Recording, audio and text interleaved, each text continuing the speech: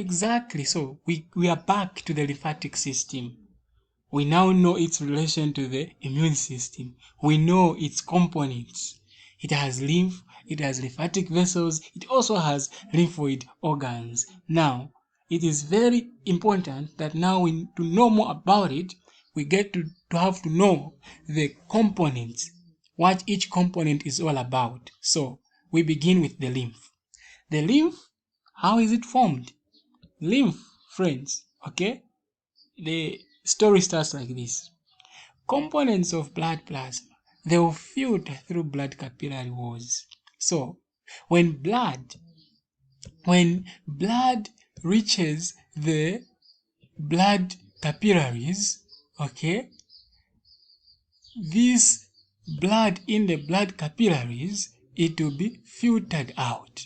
It will be filtered out from the capillaries. The liquid part of blood will be filtered out from the capillaries. Now remember, outside, surrounding the capillaries, outside we are having what? We are having a number of cells. So this liquid part of blood that has come out, that has been filtered out, it will come in between what? In between these surrounding cells, okay, as a fluid which is containing nutrients, which is containing gases and even hormones. Now this liquid in between cells is known as the interstitial fluid, okay, and this interstitial fluid has a small amount of proteins. Now after the interstitial fluid, okay, is formed, some time later it will pass into the lymphatic vessels, okay, it will pass into the lymphatic vessels. Now it is no longer called interstitial fluid, it is now called lymph, a clear fluid. This is now when we are having lymph, when that interstitial fluid is now located into the what? In the lymphatic vessels. So the interstitial fluid and the lymph are very similar. The major difference between them is location. Alright, interstitial fluid is found where? It is found between cells. But the lymph is located where? Within the lymphatic vessels and the lymphatic tissue. So that's our lymph. That's our lymph. So now this lymph is where? In the lymphatic what? In the lymphatic vessels. So what are the lymphatic vessels really? Lymphatic vessels, my comrade, lymphatic vessels begin as lymphatic capillaries. They begin as small, alright? And these capillaries are located, they are closed at one end and they are located in spaces in between cells. So see here, they are closed at one end and they are in between what? In between cells. That's where we see where the lymphatic vessels begin from as capillaries that are in between what? As lymphatic capillaries that are in between cells. You see here, they are in between cells, okay? Now later, these same capillaries, lymphatic capillaries, they will unite to form larger lymphatic vessels. Alright, these larger lymphatic vessels, they resemble small veins, how? In structure, but the difference is that they are more thinner and they have more valves. So what is thinner than a vein? Which one is thinner between the lymphatic vessel and the vein and the small vein? It is a lymphatic vessel. Which one is again having more valves between the small veins and the lymphatic vessel? Is the lymphatic vessel. Okay? At intervals now along the lymphatic vessels, we have the lymph will flow through the lymph nodes. So what we are now saying is that in the same lymphatic vessels, in there we'll be finding what? We'll be at intervals, we'll be finding the what? The lymph nodes. And when our lymph is passing through, it will even pass through those what? Those lymph nodes. And these lymph nodes are just what? These lymph nodes are just but encapsulated masses of B cells and T cells. Alright?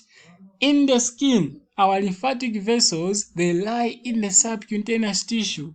and they generally follow the same route as veins. So the route that is taken by our veins, if a vein, you look at how your veins are lining on your subcutaneous, when you look on the surface of your skin, you see your veins, how they are lining.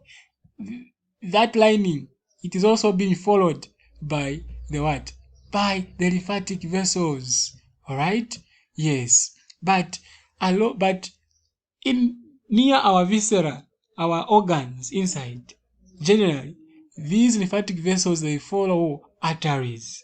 All right, and they form plexuses, okay, networks around those arteries. Tissues. We have tissues which lack lymphatic capillaries.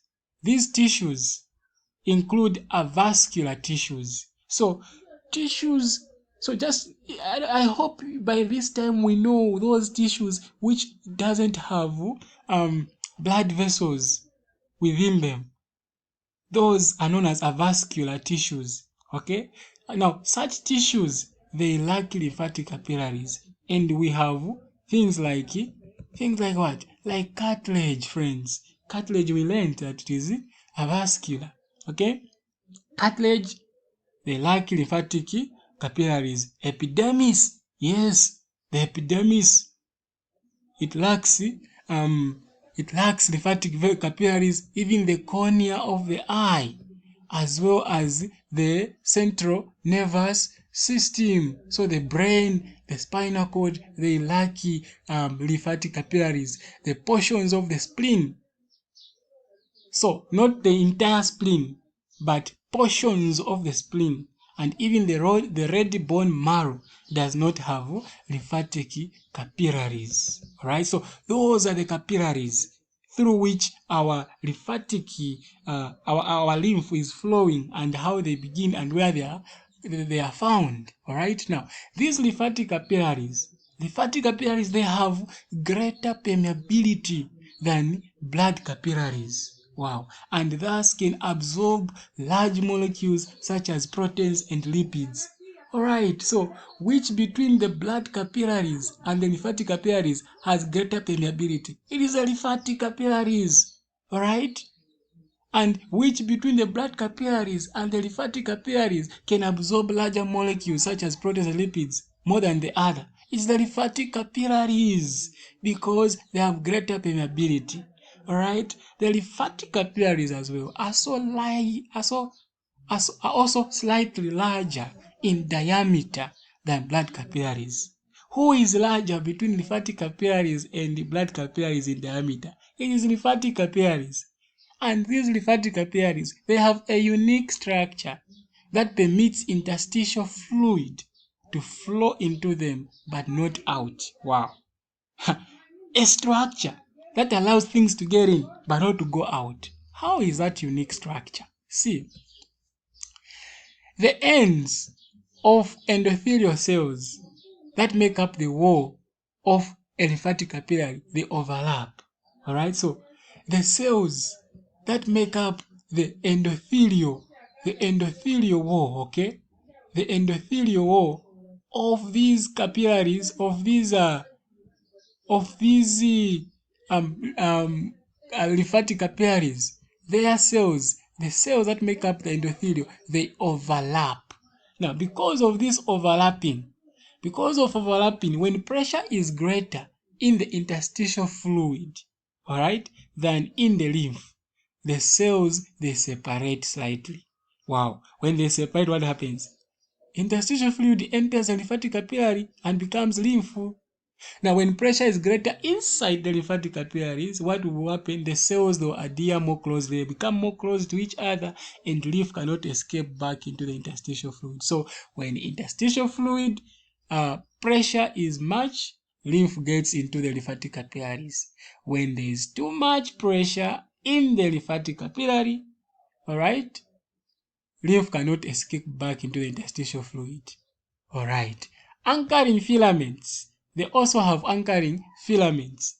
All right, anchoring filaments containing elastic fibers are attached to the lymphatic vessels. And they extend from the outside of their endothelium, attaching them to the surrounding tissues. All right. So what is happening here is that you remember we are having our lymphatic capillaries in between the cells. All right. Cells make up tissues. All right. And now these capillaries, lymphatic capillaries, are actually held to the tissues. All right. To the tissues through the anchoring filaments. Now, how is this important? So when there is excess interstitial fluid, when interstitial fluid accumulates, that will cause tissue swelling, all right? The tissue will swell. Now, when the tissue swells, what does this happen? What does this cause to the lymphatic capillary? What effect? The anchoring filaments will be pulled, making the openings between the cells even larger so that more fluid can flow into the what? Into the lymphatic capillaries. Okay, this is interesting, okay? So this is how unique these lymphatic capillaries are.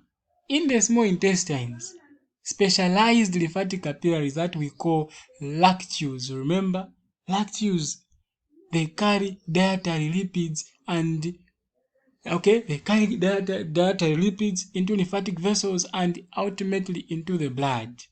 All right, now the presence of these lipids causes the lymph draining from the small intestines to appear creamy white. Exactly, and such lymph is referred to as chile. Okay, it's referred to as chile. Now, what is happening here? We are saying those lymphatic vessels that are found at our small intestines, remember they are found in that in our villi, right? Yes. They are extend through the villi, all right? Then they carry out the lipids that are from what? From that have been absorbed, all right? Now, here the lymph, all right, will be mixed with these too much lipids, and lipids will make this now lymph to appear creamy white, and it is known as chile. Elsewhere in the body, lymph is clear; it is a pale yellow fluid, all right? So those are our lymphatic vessels, lymphatic capillaries, then to larger lymphatic vessels. Then when we are from the larger lymphatic vessels, we come to the lymphatic trunks. Lymph now gets to the lymphatic trunks. Okay? Actually, it moved from the from the lymphatic capillaries through the lymphatic vessels, then it had to get into the lymph nodes. All right, from the lymph nodes now they moved out and got into lymphatic vessels as well, then to the lymph trunks, then to the ducts. Let's see how this is in the next video.